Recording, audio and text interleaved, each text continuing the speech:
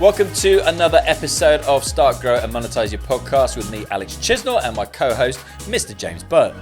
Hi, everybody. So this week we are talking about monetizing your podcast. Now, we have Finally, they say, finally. Yes. This is the stuff we want. No one cares about Show RSS me the feed. money. I don't care about SEO. I just want the Skrilla. It's here. It's now. So we're going to talk you through what we believe is the best article we found online talking about the subject. It's something that I use this very article when I host in-person workshops, which, watch this space, James and I will be bringing to a town near you. Oh, yes. There you go. We are definitely going to be doing that. So this is some of these. So they say it's 20 ways to monetize your podcast directly. Firstly, I don't think they're all direct. No, secondly, I think 20 is pushing it a little bit. Some of them are basically the same thing, but they just wanted a tagline of 20. Yeah, exactly. But we're going to talk literally through all of these, and we're going to talk about if we've used them, if we have done, how much money it's made us, was it effective, was it not effective? Oh, yeah. Oh, right, okay. Get your banking app out. I want to see how much. Oh, my God, he's showing. I've seen it down there. He's got so much money, I can't believe it. Right, so let's just go through this article then. So I don't really want to start with this as number one. It's the worst one. It is the worst one. Number one, how to monetize your podcast. Number one, ask for donations. Oh, don't do this, guy. Unless you're a charity, which, of course, all day long. It's how you fund your organisation. You absolutely all day should. Long. If you're a content maker, I know some people do it. I know some people have done it very successfully. I just don't like it. I don't like What it. are your thoughts on it? That's it. 3 words or 4 words? I don't like it. That's 4 words. Okay, no, I don't either, because it feels a little bit like... I don't either. You done it in 3. Damn it, you beat me. It feels a little bit like getting the begging bowl out to me. So, agreed. If you're a charity, not for profit, then 100% you can look at that. But when it comes to, and I've seen it on people's websites and stuff, asking for a virtual coffee, again, let's not go into this, but I have no idea what that actually means. I really don't. What does that mean? How can I even buy you a virtual coffee? So let's move on from that one. We haven't done that one. We don't want to do that one. And we don't think you should do that one either. Unless you're a charity, in which case, definitely do that one. Number 2, create paid membership tiers. Now, this is interesting. Now, we are obviously, as part of this podcast, we run Pod School. And in Pod School, there's a paid for sort of deeper element, which has got more training and offers people more access to us. More access and all that kind of good stuff. I mean, you should check it out, guys. The link is in the show notes. Why would you not? But this is talking about paid membership tiers of podcasts themselves. So is this something that you've dabbled with? So we're talking here Patreon. Things like a Patreon, Things like a Patreon, and there are other versions of Patreon as well with different names. You can also white label your own. I remember chatting to somebody a number of times that was going to be working with, didn't in the end, but he did this really, really well. He was 7 figures with. He was very niche. He has his own agency. Wow, political podcasts, political American podcasts, and he'd white labeled his own version of Patreon. So he was getting 100% of the money from his Patreon, because if you go with Patreon, I believe from memory, their cut is something like 20%. It's pretty damn high. But we're talking tiered membership. So you would typically, I've seen these work really well, where you would start off and people could pay you $1 for the first tier. Next tier might be $5. Next one could be, I don't know, $20. Think OnlyFans, for those of you who know what OnlyFans is. I have no idea what OnlyFans is, but James told me about it before we started this episode. It's interesting you went straight to that as a reference, though, isn't it? So it's that tiered membership. People pay you What do you get money. for 50 quid on OnlyFans? Super fans will pay you money, and for different stages of that membership, they will get different things. For podcasting, it's things like early access to your podcast, i.e. a week before other people get it. You can also look at apps like the High Performance, who've got their own version of this. Yes. Okay. You can now run it through Apple now as well, can't you? You can do the paid membership, so the additional benefits you would have taken and put somewhere else, like a Patreon, you can now do in-app. Yeah. And this is probably the biggest one that we're actually going to talk about, to be honest with you, on this episode. But, early access, exclusive access, so content people won't be able to get anywhere else. But again, my red flag would be, okay, if you're an independent creator, you already think this is a lot that you're doing. That's exactly what I was about to say. Do you want to go and double it? Yeah. Congratulations, someone paid you $5 and now you've given yourself 2 days more work per week. Yeah, but is it something, and I remember having this conversation with a mutual friend of ours, Piers Lenny, former Dragon's Den investor, been on my podcast a lot, interacted with him a lot of him in our Clubhouse days. Yeah. And his argument was always, why wouldn't you start this on day one of your podcast? And his was like, to me, your podcast is now, at this time of recording, nearly 8 years old. Imagine how many subscribers you would have after 8 years for your podcast, which is true. And I remember seeing another mutual friend of ours, Rob Moore, do this. And every year he would write a new book, right? And he would just chuck it on as another membership tier for his Patreon. Yeah. So $5, $10, $15, you would get more of his books. It's a really easy model for him to do. And he's offering it at a discount rather than going out and buying the book. And then he would be shoehorning people into coming to his live events. Yes. As well. So a really good insight to see how well people are doing. And I haven't done it myself. You haven't done this yourself, but we know people who've done this. The Patreon model is to go to something called Graphtreon. Okay, sounds like a made-up word. So the word graph, Graphtreon, Graphtreon.com. And there it lists out all of the creators on Patreon. Oh, really? How many subscribers they've got and how much money they're making. Wow, I did not know that. Yeah, and it's nuts. That's very cool. So podcasters are the most popular. You keep talking, I'm going on. No, do it. No, he's doing it.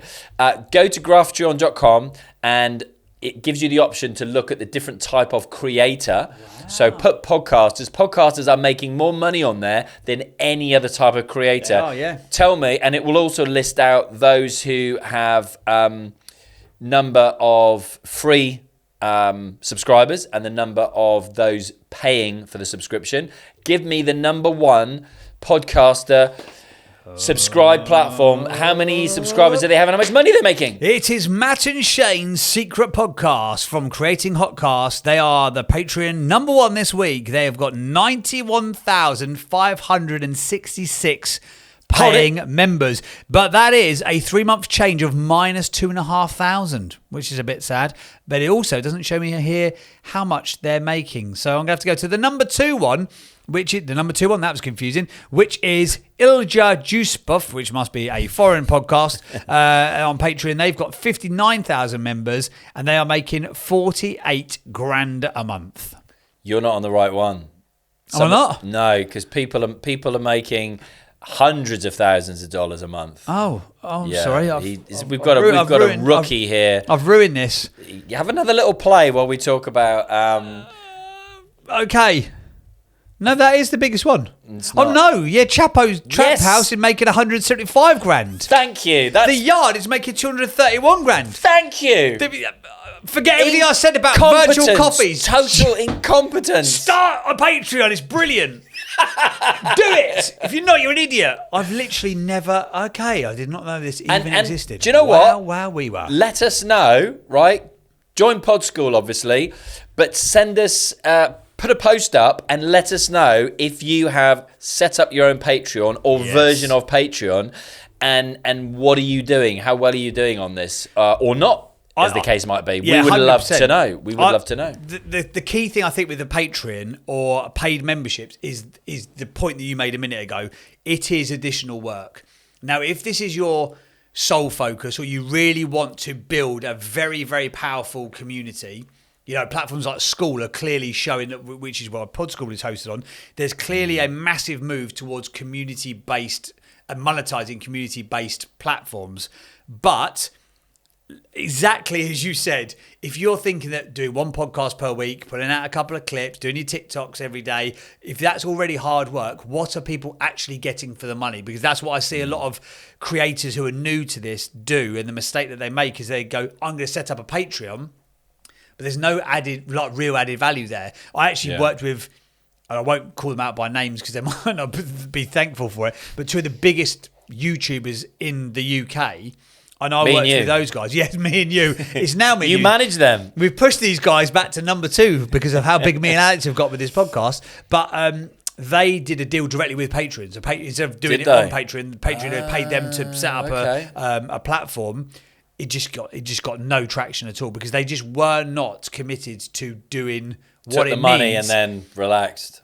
Yeah, and they didn't. It just didn't fit their business model, if that makes sense. They are a mass market, very sort of viral kind of content creator. The whole deep dive community thing, it's not within their business model. So again, Patreon and paid for membership tiers, they are getting more stuff from you or more access to you. And if your model doesn't work on that basis, I question whether you should be doing it. So you do However, need to... Chapo's doing 175 bags, so what do I know? You do need to have a good think about this, like James says, and does it fit your model, and work out what can you deliver that you are already doing. So, for example, from this, we could give you, and I've seen this done. One is the early access, okay, and it is really for those super fans, isn't it? Actually, I pay Wondery for that. I pay Wondery for early access. Okay, there you go. So early access, exclusive bonus content you're not going to get elsewhere. I've also seen ad-free. A lot of them are ad-free. A lot of them are ad-free. Like, so you take that gate away. Yep. Paid gate. Also, I've seen like behind-the-scenes material. So, the full scripts that we've got, word for word, from this podcast could be Which sold. are amazing. They're beautiful. They're handwritten on scrolls. Gold lettering on scrolls. Go to Patreon and find out more. You could have all of these camera angles from the paparazzi that is taking photos, and our videographers that have personally followed me from Poole to Ilford. You can have Alcam. You can have Alcam and Jamcam. Alcam? If you just Hang on. Alcam and Jamcam. Well, no, that's not fair, because Jamcam sounds better than Alcam. Cool, doesn't it? Yeah, well, Alcam doesn't sound cool. Alcam sounds like a criminal. It sounds like a what? Yeah, it sounds like a criminal. Alcam. They called him Alcam. Come on, we're too far into this episode to fluff it. Can we just point out at this point in time that we clearly are not going to go through another 19 ways of monetizing your podcast on this episode. We bloody said, we promised at the beginning. No, this episode is just on how to monetize your podcast through a subscription-based platform. It's not. I've got full confidence we're getting through another 17, mate. Don't you worry about that. I need the toilet now. I've drunk too many of your free drinks. Oh, they're not free. Patreon's paying me for them. Self-sponsorship or ads. That's number 3. Now, this one I do think is good. Now, you've done a lot of this kind of stuff. Okay. Tell us about sponsorships. Okay, tell you about sponsorships. How far into your journey? In fact, let me chuck it back to you because I've asked you a really awfully open-ended question there. How long into the journey did you start to monetize via sponsorships or ads with Screw It, Just Do It? I was going to say, you were just about to get the name of our podcast wrong. Completely wrong. So you've been doing 7 years, 2017. Yeah. When did it have a big enough, or when did you perceive that it had a big enough audience for you to be able to turn the ads or sponsorship model on? It's a good question, and I think in hindsight I actually did it in year 2 because, again, this is when I made the decision in January 2019, that I came up with a decision over Christmas to go, right, launch my podcast. I've literally given it no attention for 2 years, and it's just flatline because I'm lucky if I put out one post a week to tell anyone about it. So my subscribers are just staying the same because there's no promotion. And then I went, what do I love doing the most? I love my podcast most. I love meeting new people and having really interesting conversations. Were you doing something different for a job? What were you doing as a job then? So I was working with Virgin Startup, Richard Branson's not-for-profit, helping entrepreneurs. Okay, gotcha. Yeah, so I was doing live events, and the live events, the startup meetups as they were called, morphed into my podcast live. And then it was like, I saw what other... Right. So, yeah, this is where... It's a good question because this is where it came from. So then I looked at what other people hosting live events were doing in my area, in Bournemouth, and they had sponsors. So they had a legal sponsor, and they had... An illegal sponsor. Dodgy Dave out the back. Alcam.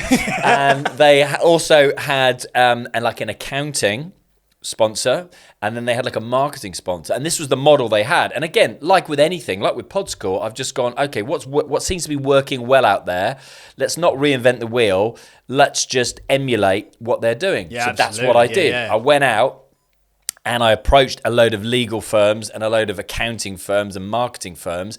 And I ended up with these firms who would put their banners up at my live events. We were then turning those live events into podcasts. That was like a natural progression. Right. So I literally, that was the model. That was the model. So we ended up going from like local firms to then...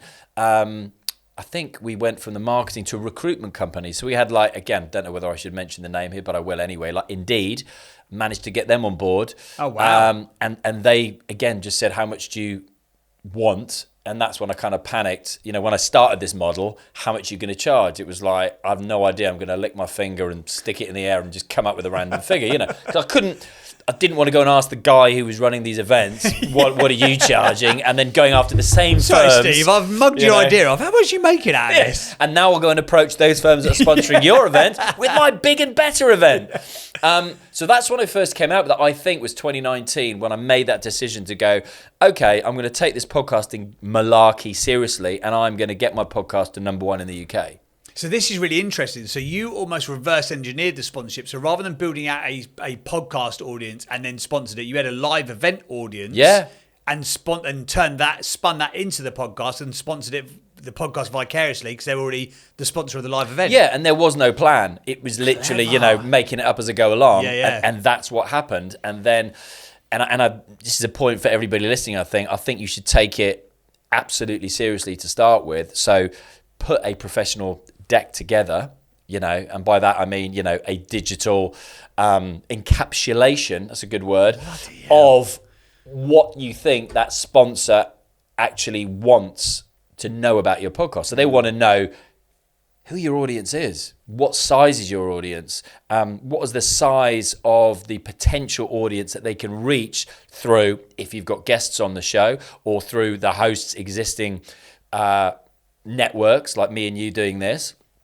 So I put that together, and again, this is something we will cover in Pod School. We will walk you through how to build a deck. Let's do another episode on it, specifically on that, and we'll give you an example of that in Pod School and how you can take that template of a sponsor deck and actually reach out to potential sponsors. And again, it's figuring out who do you think wants access to your audience. And for me at the time, hosting these events, every event was typically 3 entrepreneurs who built successful businesses and who would want access to 3 different entrepreneurs, to the audience who would listen to 3 successful entrepreneurs in a business entrepreneurial space. It was covering a whole array of different businesses. But that's literally how I started it. And again, just to give people an idea, again, we went from, like 3 figures sponsorship, like hundreds of pounds, to ultimately 6 figures. Just shy of 6 figures, actually, in a 12-month period. Yeah, nice. And you've got the model. We've mentioned someone before. You can give a sponsor exclusive access, and you've got one sponsor, and they sponsor all of your content, be that the ad read on the sponsor. Yeah, like a headline sponsor. They're bought to you by is almost like a partnership, isn't it? Is how you'd frame correct. it to them. Put them on the social media that you're going to promote. Put them in your newsletter. Bring representatives from that company onto your podcast, rather than just the standard model. And for me, that's more of a brand partnership. There's another episode, brand partnerships versus sponsorships. How can you make it a win-win-win? I'm on fire. It's the BCAAs that you're feeding me from. Stop talking. Sorry, put the drink down. Put the drink down. I lost my train drinks of thought are there. available. Yeah, and ultimately, you just need to figure out who wants access to your audience. And I've given this example before, and I'll give that example again. It's like if you have a podcast that is talking, it's a podcast about vintage BMW cars, that is niche of niche of niche. Who in your audience who in your network would like to get access to an audience that listens to podcasts about vintage BMW cars? Okay, Yeah. How many dealerships locally, regionally, nationally, internationally? And some of those podcasts end up blowing up. Oh yeah, 100%. You can have people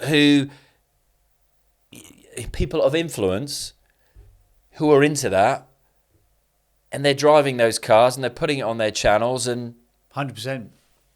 The biggest car channel in the world is started off as like a little YouTube channel, and now does hundreds of millions of pounds in revenue. It's crazy.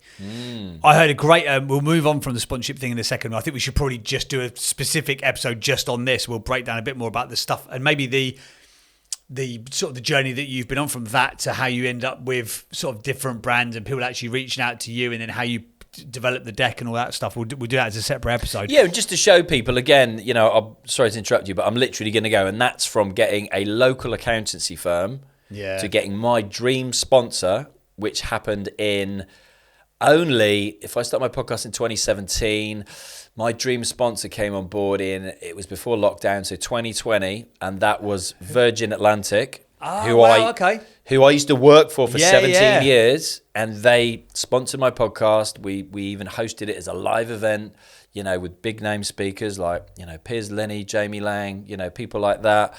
And them asking me how many bottles of champagne should we buy, and I'm just literally, and I'm just saying what is possible, and that's music to my ears. And they even had cabin crew, full uniform, meeting and greeting people to come into my event and giving them free glasses of champagne. I'm like, for me, that's the dream sponsor. We had all these plans before lockdown of then taking a 747 jet, running a competition, flying people to New York. And this was a serious conversation with the director of sales at Virgin Atlantic, with their whole what would it be, Air Miles program, running a competition to get entrepreneurs to then go to New York. We had 10 winners who'd go to New York, and you'd have Richard Branson, Piers Linney giving advice on how to start, grow, and monetize your business. And then it all fell to pieces because of lockdown, when the airline was grounded and everyone got furloughed, and they used that opportunity to get rid of all of the staff that had been there for years on big salaries. And what a place to start. I think that's really inspiring for people, though. It started with a small accountancy practice, and within just a couple of years, you ended up landing your ideal dream sponsor. It can be possible because again, I see. Hopefully what people get from the content that we make through this podcast and via Pod School is the reality of it. Because I see so many people selling the dream, mainly the American podcasters, and not to sort of cast any shade on people, but it's like, hey, do this and get, $100,000 per month. It's like, come on, man. Yeah, if it was that easy, everyone would be doing it. But it is possible. It's not easy, but it is possible. Yeah, it's not easy, but it's not possible. And it is that thing that you've got to start from somewhere. Yeah. So again, why don't you start locally? And I remember someone, again, coming to me and asking me those questions in the old Facebook group. He said, what should I charge? And I'm like, again, I just made it up. But look, even if they're offering you a couple of £100, for one episode, it's a starting point. But it all comes down to, I think, you agree with me or don't agree with me, how you value your time, and how long does it take you to make that episode, and what would that be worth to you? Like in a month, if you're doing one episode a week, four episodes, what does your time cost? Because I think everybody should get their time back paid for doing that podcast. That was you should all strive to do. Yeah. And then ultimately, it's a hobby that you love to do, but there's no reason that you can't aspire to get your dream sponsor, just like Rob Hanna did. Again, his dream, I got my dream sponsor, but equally I've had a whole bunch of other dream sponsors, from Spartan and Tough Mudder, Barclays, big names, but equally some, super niche ones that I've loved working with, like Wholesup. Give them a shout out. I still, it's similar to Huel. I still have their product. I still consume their product now. Yeah. Still consume the product. Yeah. That is actually, we'll wrap this sponsorship bit up here. That is really key, is I would say to people, if you can, take on sponsorships of stuff that you are actually passionate about. 100%. Joe Rogan. That's a great show. Probably blew up, Traeger grills, because he's got a Traeger grill and he absolutely loves it. Butcher Box, the reason he could talk about Butcher Box for 7 minutes, this is before he got sponsored by, bought by Spotify and doesn't run sponsor ads anymore. But he used to talk about Butcher Box, which is like a delivery-based meat company, for like 6 minutes because he genuinely loves it. And you can tell the difference between this podcast is sponsored by Barclays Bank and aren't Barclays brilliant? Love it. Whereas if you're like really passionate about like the thing, it comes across. And from a sponsor's perspective, if there's anyone who's listening to this who is potentially a sponsor of shows, pick those people who are super passionate. One final little hack. I heard this the other day and I'll put the link to this in the show notes because I can't remember it off the top of my head. I'm going to have to go back and look at it. But there's a platform, I think it's called Rephonic. Rephonic.com. Yeah. And you can basically look at, it gives you almost like a mind map of other people who listen to your podcast. You sent me one of my podcasts. I did, yes. No idea what to do with it. So you can, no, neither did I, but I just thought it looked super cool. But you can basically, if you've already got a podcast up and running, you can put the name of your podcast in and it shows you links to other podcasts that your listeners listen to. Oh, that's what it was. That's what it was, yeah. So that he gave me no context. No, I was like, here's a cool graph. Work that out, Chisnell, you idiot. All right. But in that Victorian graph, conspiracy theorist. That's a previous episode. But just because we're batching 16 in a day, don't get it confused. But on that graph, you can see other shows that your listeners listen to. And then what you could do potentially, if you're looking for sponsors who've got the ideal audience, you could then listen to those shows, see who's sponsoring those podcasts, and then reach out and proactively pitch them. I think that's a great way of getting through the door. A couple of quick hitters. Use ChatGPT to literally, which I did, and literally tell you what podcasts are being sponsored right now. You can then narrow that down to what podcasts are being sponsored in the UK right now, and reach out to those companies. But to take your point as well, and Stephen Bartlett did do a really good episode on this with his podcast a few years back, and he told of when he was looking for sponsorship, when he, again, after 2 years of flatlining, decided to take his podcast seriously. He brainstormed those products, those services that he personally used and paid for and loved, and then he wrote an email to each of their CEOs outlining his vision of where he wanted to take his podcast. And yeah, we've not all got in our back pocket. And by the way, just to let you know, PS, I happen to be going on Dragon's Den on BBC TV in 6 months' time, and my podcast will therefore gain 100x exposure than what it's getting to now. We don't have that, but you can take out that, little nugget of going, what stuff do you love, and reaching out to those companies. And what's the worst that can happen? They can say no. Well, then look at the competitors to those companies. Exactly that. Yeah, 100%. Right, we're going to try and get through a few more of these. We're not. We are. Join an advertising network. Should people do it? No. Great. Sell premium episodes. We've talked about that already. Just to say, I've tried an advertising network. I got offered to go on an advertising network. Oh, okay. An American one. Right. And before you knew it, I'd signed my life away. And before you knew it, they were putting 6 ads per episode into my podcast, including advertising other people's podcasts on my podcast. Yeah. All American. And my audience was like 87% UK, even though it was in 180 countries or whatever. And subconscious little little ego play there. Sorry, 180. Do you want me to drop? I think you dropped this stat. Do you want me to pick up for you? It's outrageous. But you're right with the network thing, because it can ruin the listen. Like I love high performance podcasts, but some weeks it's 8 minutes before you've got into any high performance podcast because they're just doing ads. It's nuts. For 8 minutes. Yeah, I was literally in the car with daughter number 1 listening to this, and I was subconsciously trying to get her to listen to the abiding message of Mr. Usain Bolt on the podcast, who was literally, because if you follow me on social media, you might have seen, she's just got her first offer to go into performing arts college, university basically for performing arts. And the opening line from that episode, and I already listened to it, but I wanted to replay it in the car, was everybody, when they get to that level of their discipline, has the talent. Everyone has the talent, the same level of talent. Oh, wow, okay. But it's those who consistently put the work in. And it was him literally going, I went from being number 1 in the world juniors to going and not even getting out of the heat of the 100 meters first round at the Olympics, and going, wow, I thought talent would just get me through. But then we were hit with 7 minutes of adverts that I had to then fast forward whilst trying to drive a car, which was not helpful. So don't go down the advertising route, because my audience literally and figuratively went through the floor. Did he really? Unbelievable. Wow. Okay. And clearly, yeah, the UK audience wasn't ready for 6 ads in a podcast especially episode. irrelevant ads. Yeah, I know I've gone off on a tangent, but I wouldn't go down that route. No, okay, makes complete sense. You're also not going to be able to make any substantial money until you're getting hundreds of thousands of downloads anyway, at which point I think you could probably monetize better if you line up sponsors like we talked about a minute ago. Sell premium episodes, we have already talked about that. Gate your back catalogue. If you started your podcast ages ago and you built up a back catalogue of episodes, try this strategy. That's not a bad shout. I quite like that. And I chucked that into my sponsorship deck, offering the future episodes for this amount, and I would do like minimum 3-month, 6-month and 12-month deals.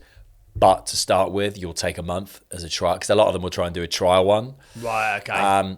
But I also then went, and you can buy the back catalogue for this, because we still get tens of thousands of downloads, because we've got, 600 episodes. They'll just keep ticking over as people are searching for titles and people and all the rest of it. So, 100% you can sell your back catalogue. I think you could also sell the back catalogue potentially to your audience as well. So it's all in one place. So like Dan Carlin's Hardcore History, his recent episodes are free to download, but it's older stuff. It's $2 on his website. I wonder if that's $2 per episode. That's interesting. Sell repurpose content. We're not going to get through these 17. You've taken too long. I said that right at the beginning. I just wanted to deliver on the promise. But I'm going to ask you one question, should they do it or not? Sell repurpose content. So a great way to create sellable content is repurposing everything that you've already created. This reduces your time. Take a few of your podcast episodes and relate them to similar subjects, transcribe them, or use our transcription service, and then edit them together as a transcript. You can sell them as a book. Oh, okay, I see what they're saying. So putting stuff together, repurposing it into a different format, flogging it to your audience, would you do it? Coming soon to a future episode is Pod School member Ali, who we've had on as a guest. Yes, we have. Who has she hasn't even hit 20 episodes, and she has repurposed her podcast content as a book. Well, there you go. Great concept then. We'll make sure you tune into that. So hit the follow or the subscribe button and you won't miss that episode. Syndicate your show to YouTube. Great idea. We're doing it. You're doing it. Do you have the monetization turned on, or would you prefer not to run the ads? Got offered to apply for monetization, so I would 100% do that. And I always remember Lewis Howes, past guest of my show, in Clubhouse talking about this and saying he wished he said he didn't want in his words, snake oil salesman selling their wares in front of his podcast episode, but when he then switched on monetization, he made $25,000 instantly. And when he worked back, if he'd switched that on 3 years previously when he'd started his podcast, or 4 years or 5 years, whatever it was, he'd worked out he'd left over $1 million on the table. So he was like, Forget the snake oil salesman. Come on in, snake oil salesman, all of you, one and all. And also with that, you can skip it after 5 seconds anyway. Yeah. And people, even if it is like a snake oil salesman, I think you do have to be brand protective there. But equally, people know that it's not your content that's coming up before the main episode. Like the advert is not linked to your business, if that makes sense. We could white label our own snake oil. We should do that, shouldn't we? I like it. Alcam snake oil. Why not? How to monetize your podcast indirectly. Sell physical products. I think that's a great idea. Merch. You see a lot of podcasts with merch. Put it away. Put the drink away, man. Apparel, coffee cups, that kind of stuff. Coming to Pod School very soon. Public speaking. Public speaking is actually a really simple transition for a lot of podcasts. So if you're comfortable speaking on a show, you could probably do it in front of a crowd. Yeah. Works You've really done it. well. I've done it. We've both monetized our podcasting. That's how I think I've monetized more than anything, because I haven't really gone there. We've done it for a number of clients. We've done stuff with Fuel and BetterHelp and those sorts of sponsors. But in terms of like the monetization from my shows that I've personally been involved in, it's personal brand led. It's led to speaking opportunities, which led onto consultancy. So I don't do I remember when I'd done my first 5 episodes of a podcast, and we had like an IT infrastructure company like, "Hey, we love your show. Can we sponsor it?" I was like, "Not really, because it's not relevant to the audience." And the guys who I was doing the podcast with at the time were like, "Oh, we should take the money." I'm like, "No, we shouldn't take the money, because then we are dictators of what we can say, how we say it, who we say it to. Trust me, we will get more money from personal brand." And straight away we end up getting speaking engagements. We got asked to go to speak in South Africa. So we went to South Africa, then a load of UK events. So, can you come and speak at our events? And we turned that into a best part of a 7-figure business in 18 months without directly monetizing the podcast. Was that the marketing one down in Brighton? That was... The marketing Clubhouse. No. Oh, okay. That was something else. Yes. Okay. I'll tell you about that over lunch. Looking forward to this. But yeah, public speaking, great way to do it. Sell mastermind slots, sell a course. We're not going to get through 20. We should do... I'm sorry. Direct and indirect. I'm sorry. So that's the 10-ish direct ways to monetize your podcast.